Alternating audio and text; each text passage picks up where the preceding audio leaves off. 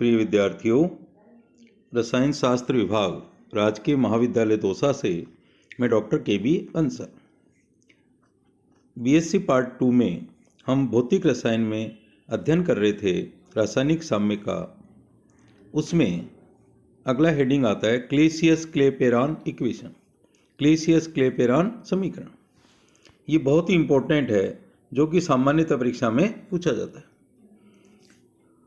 क्लेपेरॉन समीकरण में यदि द्रव के आयतन V1 को वाष्प के आयतन V2 की तुलना में नगण्य मान लें। पिछले लेक्चर में हमने पढ़ा था क्लेपेरॉन समीकरण। उसमें यदि हम द्रव के आयतन V1 को वाष्प का आयतन जो कि V2 है उसके कंपेरिजन में नगण्य कर दें तो उपरोक्त समीकरण 5 को निम्न प्रकार लिखा जा सकता है। क्या होगा? dP/dt equal to delta H divided by T into V2। Okay, यदि वाष्प का व्यवहार आदर्श गैस से समान हो, वाष्प किसकी तरह व्यवहार करे? आदर्श गैस के समान। तो 1 मोल वाष्प के लिए गैस समीकरण Pv इक्वल टू nRT से और n बराबर 1 होगा। हम क्या लिख सकते हैं? V2 equal to RT/P। Okay, V2 किसका आयतन है? वाष्प का आयतन। ये मान उपरोक्त समीकरण में रख दें अपन। तो उपरोक्त समीकरण में जब मान रखेंगे तो dP/dt equal to delta H into P divided by RT square. Okay, V2 का मान रख दिया। या इसको ऐसे कहें कि 1/P into dP/dt equal to delta H/RT square.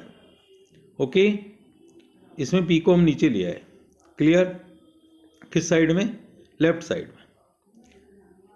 1/P into dP equal to delta H/R dt/t square. Clear? अब हम dt को राइट साइड में ऊपर लिया है। समीकरण number 6।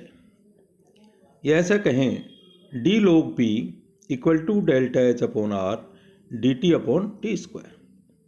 d log P equal to delta H/R into dt/t square. समीकरण number 7। और समीकरण 6 व 7 को हम क्या कहते हैं? क्लेसियस-क्लेपेरॉन समीकरण। क्लेसियस-क्लेपेरॉन समीकरण। यदि डेल्टा H का मान स्थिर मान लें, कांस्टेंट, तो समीकरण 7 का हम समाकलन करें। डेल्टा H का मान क्या मान लें? स्थिर। और समीकरण 7 का क्या करें? हम समाकलन। तो integration d log P equal to delta H/R integration 1/t square into dt। Clear? तो इसका मान आएगा log P equal to minus delta H/RT plus C।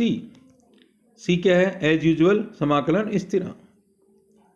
यदि ताप T1 व T2 पर वाष्प दाब क्रमशः P1 व P2 है, ताप T1 व T2 पर वाष्प दाब क्रमशः P1 और P2 हैं, मीन्स T1 पर वाष्प दाब P1 है, T2 पर P2 है, तो क्या होगा? log P1 equal to minus delta H/2.303 RT1 plus C। ये हमने नेचुरल लॉग में कन्वर्ट कर दिया तो 2.303 से मल्टीप्लाई हो गया। एक बार हम करेंगे P1 की जगह P2 और T1 की जगह T2, तो log P2 equal to minus delta H/2.303 RT2 plus C। अब हम समीकरण नंबर 9 में से 8 को घटाएं। 9 में से 8 को घटाएं तो आएगा log P2 minus log P1 equal to delta H/2.303 R into 1/T1 minus 1/T2। Clear? यह ऐसा कहें log P2/P1 equal to delta H/2.303 R into T2 minus T1 divided by T1 T2। यदि दाब P1 पर किसी द्रव का क्वथनांक हमें ज्ञात हो तो दाब P2 पर उसका क्वथनांक ज्ञात किया जा सकता है। हमारा जो उपरोक्त समीकरण है इसमें डेल्टा H को पता होना चाहिए, हमें R पता है, तो दाब P1 पर हम किसी द्रव का क्वथनांक पहले से जानते हैं, तो दाब P2 पर उसका क्वथनांक ज्ञात कर सकते हैं। Okay, thank you.